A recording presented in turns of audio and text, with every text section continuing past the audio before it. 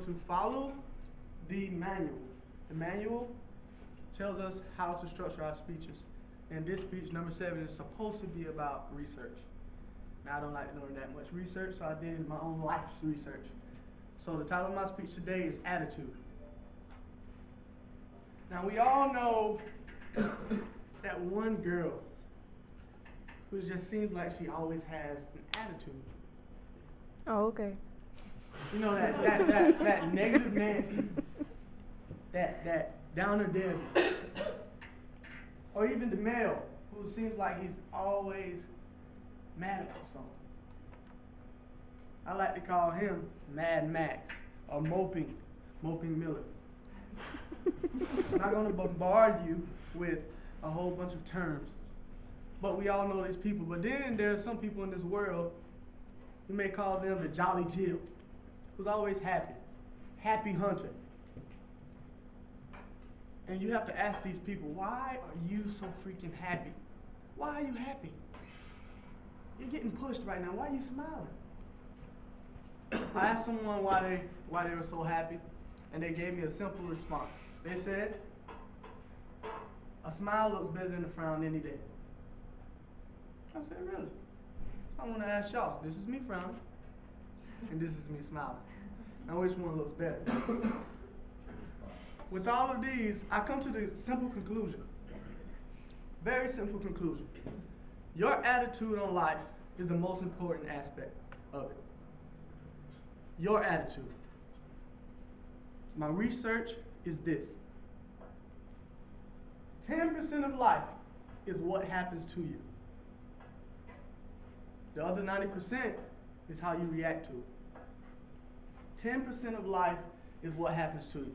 Whether it's the citadel, whether it's problems at home, but the other 90% is always going to be how you react to it. Attitude. So I'm sitting there and I'm creating my resume. A lot of us know how that is. You have to go through each box and type in all kinds of creative things about how you're the right person for the job. And I finished typing it after about an hour. And just before I can hit the save button, the site crashed and all of my work was gone.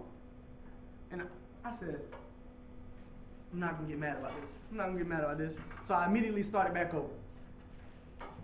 So I'm doing it again. I'm halfway through and I said, let me be smart about this. Let me save it halfway through just in case it crashes again. So I go to save it, and just before I hit the button, I don't know what it was, but my resume deleted again. And I'm thinking, how am I supposed to keep a positive attitude right now? All of my work is gone, and I still haven't finished my resume because of this, all right?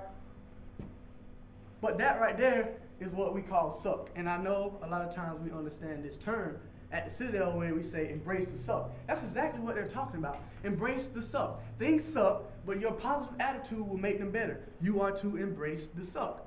I want to kind of make an analogy back to one of my previous speeches where I talked about drinking the water. I hope I can borrow this. Say this is a cup. This is a bottle full of water. And this is stress, full of stress.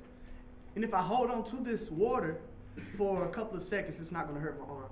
But if I hold on to it for a couple of days, my arm's going to fall off. This is stress. If I hold on to stress, my arm's going to fall off. So that's exactly what I mean when I'm saying having a positive attitude. Just the other day, about a week and a half ago, I got the opportunity, along with other members of the gospel choir, to sing at one of our choir members' mother's funeral. The man lost his mom unexpectedly. And this is something that I'm very familiar with, losing a mother. So when we were singing at his funeral, when we walked in, I knew how I felt when I had to attend my mother's funeral. I knew how hard it was. One of the hardest things I will ever have to do in my life.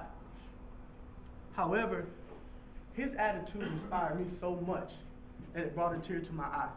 It wasn't a sad tear. It was I was thinking to myself, how is it possible for this man to demonstrate so much strength, so much positivity?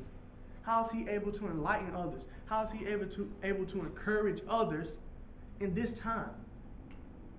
This man watched his mother in a casket, but he still had the courage and the strength and the positive attitude to stand up and sing a song. I'm not going to mention his name, but I just want to let you know that not only does your attitude affect your life, but your attitude will be able to affect others as well. Your positivity affects others.